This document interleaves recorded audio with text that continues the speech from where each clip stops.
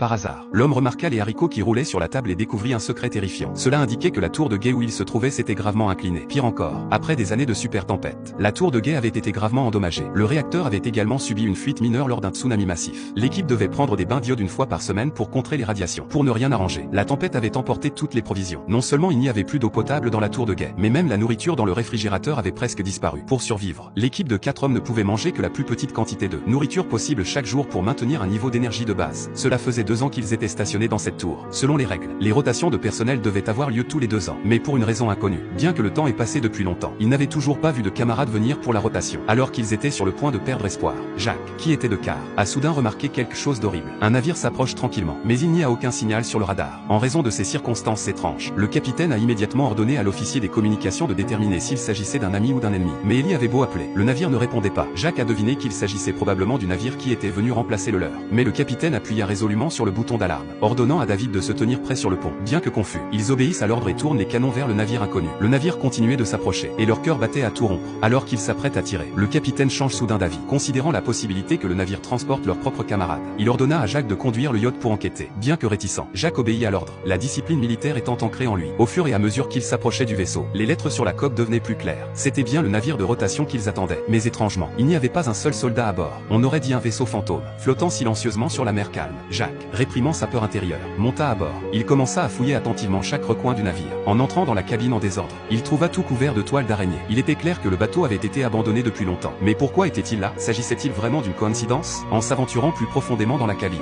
Jacques découvrit contre toute attente des objets personnels, et même 4 ensembles d'équipements de protection militaire. À ce stade, Jacques était certain qu'il s'agissait de l'équipement des camarades qui venaient les remplacer. Mais ils étaient désormais introuvables. Heureusement, toutes les réserves de nourriture étaient encore intactes. Affamé, Jacques se met immédiatement à manger. À son insu, le capitaine, n'ayant reçu aucune réponse, craint que Jacques n'ait eu un accident. La seule solution est de détruire le navire. Mais la distance ayant dépassé la portée des canons, il faut utiliser l'arme ultime. Pour ce faire, les clés du capitaine et d'Ellie doivent être activées. Ellie n'était manifestement pas d'accord avec la décision du capitaine, mais connaissant les conséquences de la désobéissance aux ordres, elle remit la clé avec hésitation. Le capitaine inséra les 2 clés pour lancer le programme informatique, et ils obtinrent bientôt le mot de passe de lancement aléatoire. Alors qu'Ellie s'apprêtait à dire quelque chose, le capitaine la rejeta froidement. À ce moment-là, Jacques se souvint enfin de l'interphone qu'il avait éteint. Dès qu'il l'a allumé, il a eu tellement peur qu'il a failli se mouiller.